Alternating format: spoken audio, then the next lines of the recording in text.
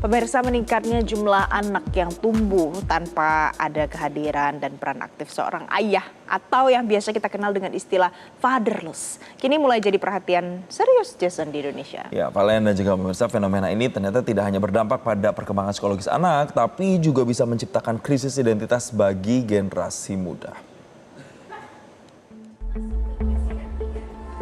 Berdasarkan data dari Badan Kependudukan dan Keluarga Berencana Nasional, Indonesia menghadapi masalah fatherless atau ketiadaan figur ayah.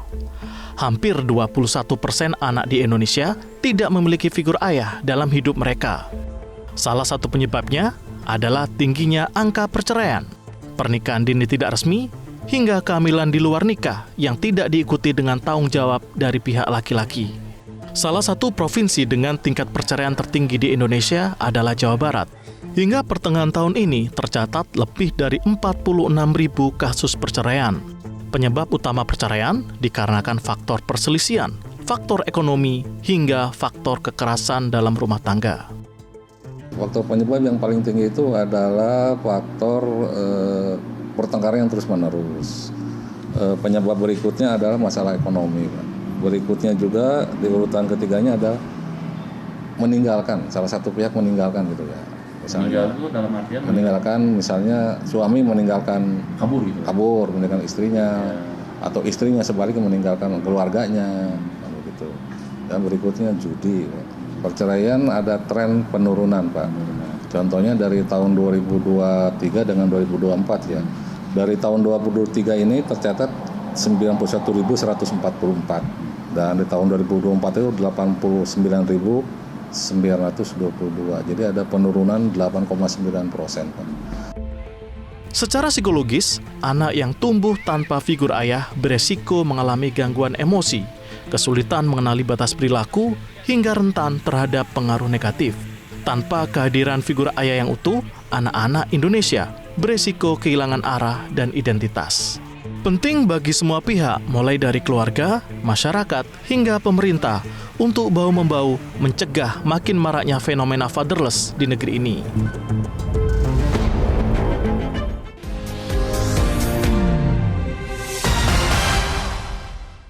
Nah, pemirsa, di balik hiruk-pikuk kehidupan modern ada sebuah fenomena yang kian mengkhawatirkan, yaitu fatherless atau fenomena yang orang tuh nggak punya papa ya, walaupun mungkin ada sosoknya. Nah, ketiadaan sosok ayah dalam kehidupan seorang anak baik secara fisik ataupun secara emosional ini bukan sekedar soal perceraian atau perpisahan semata, pemirsa.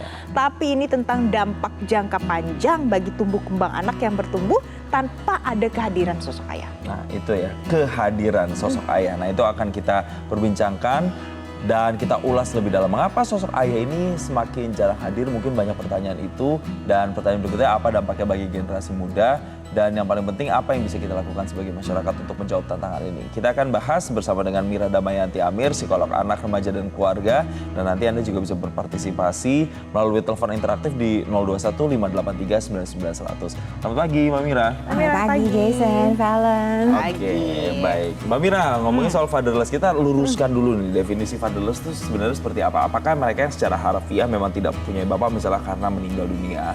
Atau memang mungkin saja ada anak yang ayahnya masih hidup, masih tinggal bersama, tapi kemudian interaksinya kurang. Apakah itu juga bisa disebut fatherless atau seperti apa? Ya, kondisi psikologisnya adalah fatherless ini lebih ke kondisi keluarga di mana anak-anak sebenarnya ayahnya ada, tapi ada dan tiada gitu. Nah, jadi tiada fatherless juga fatherless ya? Karena ayahnya tidak berperan secara aktif, tidak bahkan komunikasi gitu ya. Orangnya ada, baru tadi pagi saya menerima klien yang mengatakan ayahnya ada, memang orang tuanya berpisah, namun ketika anaknya mencoba mengontak dan berhubungan gitu ya, berkomunikasi, ya ayahnya nggak merespon gitu. Dan ketika anaknya sudah remaja pun ayahnya tidak menunjukkan minat tentang kehidupan seperti apa gitu ya anaknya saat ini gitu. Tapi kalau konteksnya ayahnya sudah meninggal misalnya begitu, apakah itu masuk ke dalam kategori fatherless? Ya jelas ayahnya udah nggak ada kan ya gitu kan. Mungkin itu lebih mudah diterima buat si anak, buat keluarga gitu. Memang ya kita perlu bertahan, kita survive tanpa kehadiran ayah gitu. Tapi kalau misalnya ada ayah masih hidup, meskipun ya tinggalnya terpisah gitu, tetap kan anak mengharapkan ayahnya melakukan sesuatu kah gitu ya, berkomunikasi, menanyakan kabar gitu, menunjukkan perhatian gitu. Itu memang kondisinya bisa sampai sebegitunya sehingga seorang ayah putus hubungan. Nah itu kalau Mbak Mira tadi bilang sebegitunya, dampak sebegitunya itu yang kayak gimana Mbak kalau misalnya fatherless ini terjadi dalam kehidupan seorang anak? Dampaknya bisa jangka pendek tentunya dan tentunya jangka panjang. Jangka pendek anak juga tadi dikatakan kehilangan identitas dirinya itu semakin kerasa ketika anak ini menginjak usia minimal pra-remaja dan fokusnya nanti di usia remaja. Itu sangat menyulitkan gitu ya, karena ketika dia juga harus belajar apalagi pada anak-anak laki-laki ya gitu ya, ketika dia harus belajar tentang peran bagaimana bertindak sebagai seorang pria, nggak ada figurnya kan gitu ya. Jadi dia juga kehilangan identitas, ayahku ini sebenarnya ada atau enggak sih gitu ya, dan peran seorang pria itu harusnya bagaimana sih, nggak ada role model yang baik yang bisa dia tiru. Oke, kalau anak perempuan? Anak perempuan, fatherless pada anak perempuan juga berdampak signifikan karena kehadiran seorang ayah gitu ya, ketika seorang ibu bisa memberikan kehangatan, kasih sayang, ayah itu ketika berperan aktif mengasuh anaknya itu bisa signifikan, terutama penelitiannya pada anak perempuan ya. Itu kemampuan kognitif anak perempuannya ini bisa berkembang dengan signifikan dengan si ayah yang interaksinya hangat gitu dengan anak-anaknya. Ya banyak hal yang bisa kemudian berdampak positif ketika komunikasi dan bonding itu terjadi. Idealnya kan memang ayah dan ibu yang kemudian bisa bonding dengan anak dan memberikan perhatian secara penuh. Tapi kalau misalnya ada beberapa keadaan yang mungkin hanya dipegang tanggung jawabnya oleh salah satu orang tua, hanya ibu saja, itu juga masih kurang untuk menutupi tadi celah-celah kekurangan atau fatherless tadi. Tentu bisa kita katakan jatuhnya nggak sempurna ya, gitu kan. Dan keberadaan ibu ini dia juga butuh waktu untuk dirinya sendiri tentunya, ya kan. Yang tadi pagi menelpon saya juga mengatakan, ini anak saya sudah menginjak usia remaja, saya jujur saya kesulitan untuk menghandle komunikasi dengan anak saya yang semakin kritis, gitu kan. Ayahnya, saya mengharapkan ayahnya masih mau nih komunikasi dengan si anak, tapi sulit didapatkan, gitu. Jadi ya saya tahu banyak para single moms di luar sana yang berjuang keras untuk bisa mengatasi keabsenan figur ayah untuk anak-anaknya, gitu kan. Oke, jadi apa yang bisa dilakukan oleh seorang ibu, mungkin dia single mom atau ada suaminya cuman tidak hadir secara emosional pada saat dia melihat sepertinya anak saya mengalami yang namanya fatherless.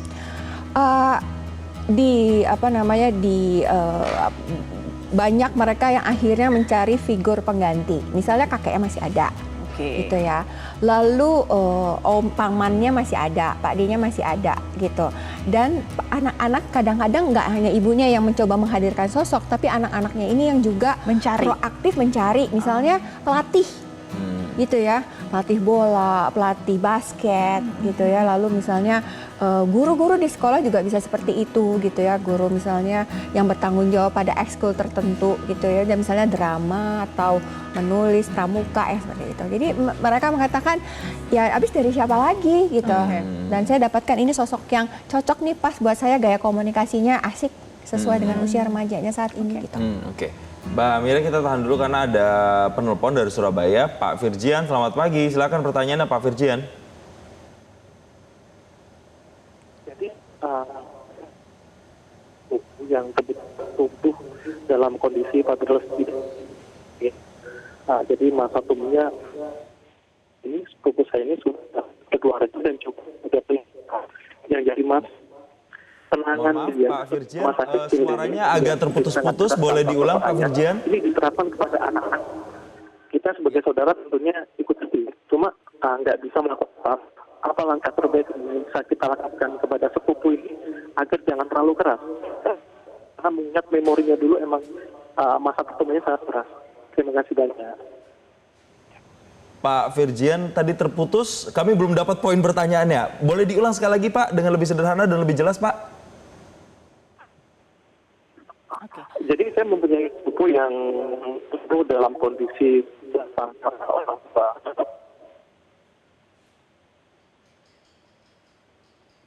Oke, kami mohon maaf sambungan yang kurang baik, tapi kami coba hubungi lagi nanti Pak Firjan, semoga komunikasinya lebih baik lagi. Tapi mungkin pertanyaannya begini, Mbak Mira, kalau kita melihat ada dua sisi sebenarnya yang kita bisa dapatkan ketika kita dapatkan sosok ibu dan sosok ayah. Kalau misalnya mungkin saya belajar kelembutan, belajar itu tuh dari ibu, begitu ya, belajar seperti itu, hal-hal seperti itu dari ibu.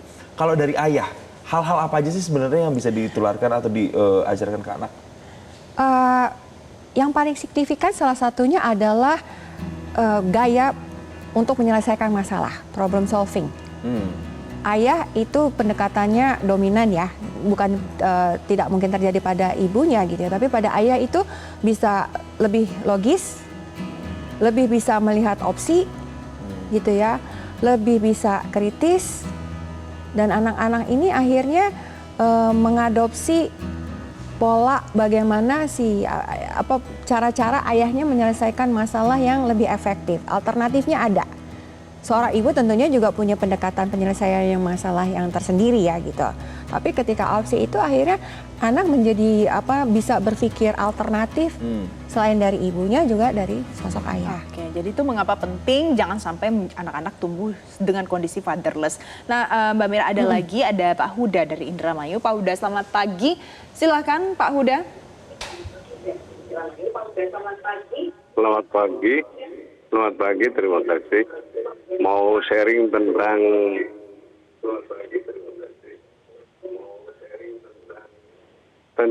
anak-anak saya yang saya sudah berpisah dengan ibunya.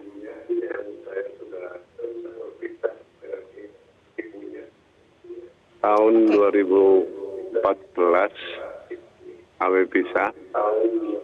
Jadi sekarang anak-anak Bapak diasuh oleh siapa? Diasuh oleh ibunya. Tapi Bapak tetap menjalin komunikasi dengan anak-anak, Pak? Komunikasi ketika awal-awal perpisahan masih baik. Kalau sekarang? Kalau sekarang justru setelah mereka sudah wisuda, 3 anak saya itu ketika wisuda ibunya tidak memberitahu saya. Oke, baik. Terima kasih Pak Huda sudah sharing pagi ini. Dan sekarang komunikasinya terputus. Oh, terputus. Oke. Ini menarik. Terima kasih Pak Huda karena sudah sharing pagi ini. Kita akan bahas bersama Mbak Mira kalau konteksnya dan kasusnya seperti ini bagaimana. Tapi kita jeda terlebih dahulu ya Jason ya. Tetaplah bersama kami.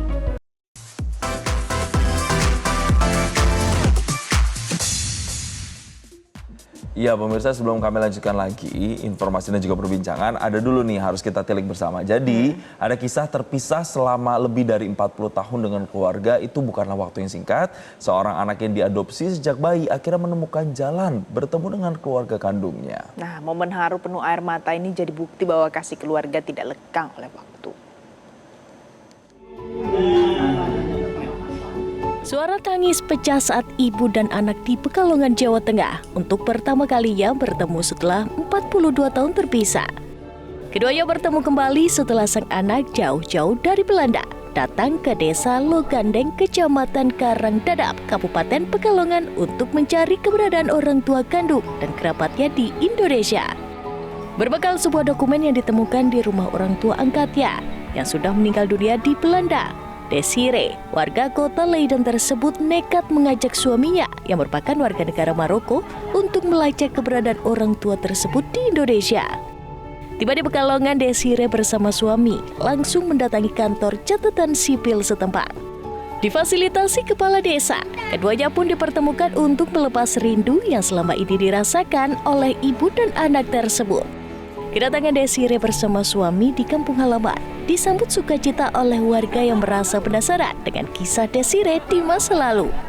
Kasria, ibu kandung Desire, mengaku tidak menduga di masa tuanya bisa dipertemukan kembali dengan putrinya yang telah terpisah selama puluhan tahun.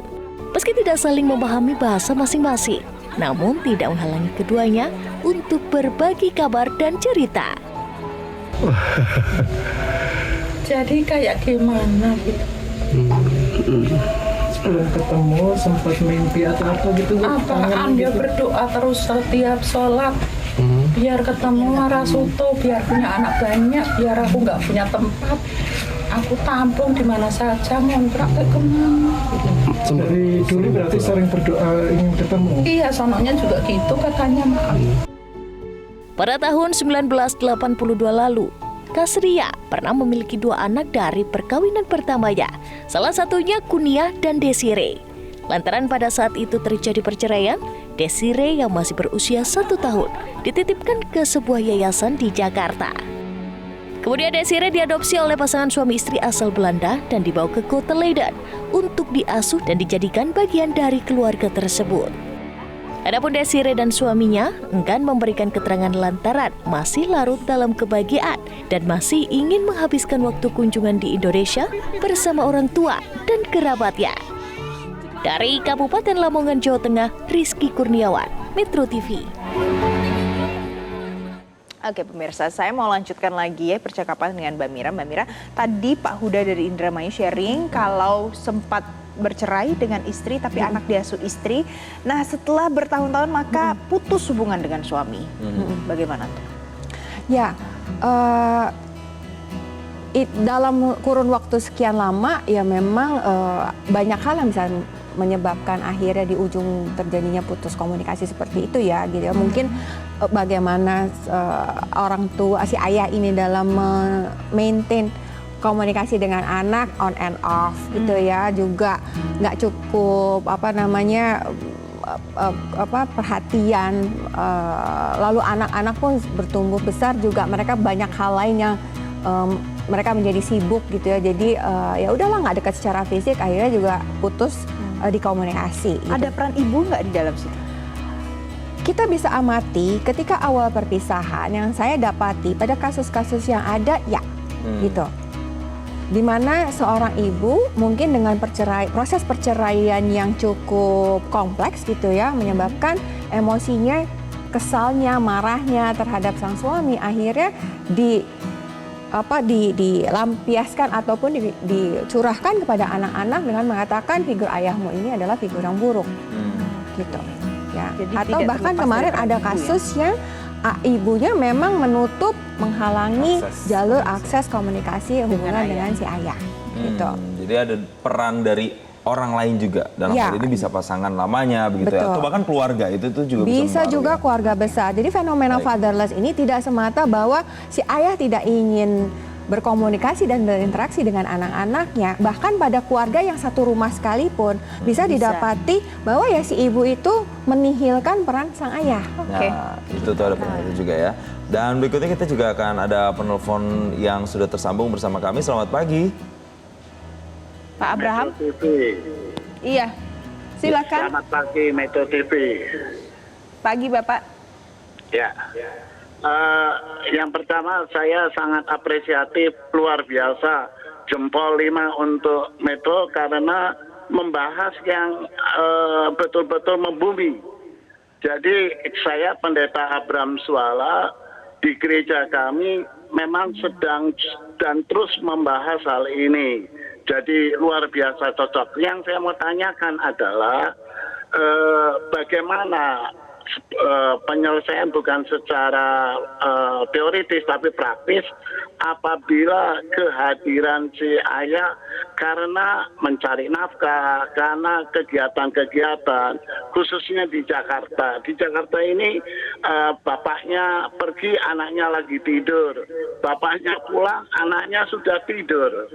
Nah, bagaimana menanggapi hal ini? Mau nggak mau ekonomi, karena tekanan-tekanan ekonomi. Terima kasih, hormat untuk Metro TV, luar biasa. Oke, Pak Pendeta Abraham, terima kasih pertanyaannya. Kita tanyakan langsung kepada Mbak Mira. Mbak Mira silakan, terjepit urusan ekonomi. Anak-anak sekarang itu saya katakan mereka cerdas.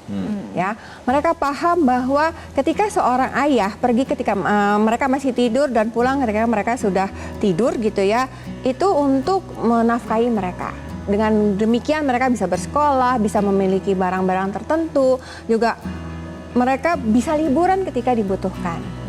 di situasi sekarang mereka justru sebaliknya akan merasa sedih dan kecewa ketika mendapati ayahnya ada di rumah dan nggak ngapa-ngapain gitu ya, dan nggak bisa mampu menafkahi mereka secara proper gitu. Oke, menarik nih. Karena pada banyak kasus mungkin anak-anak tidak hanya membutuhkan papanya ada di sini secara fisik tapi tetap main handphone misalnya gitu.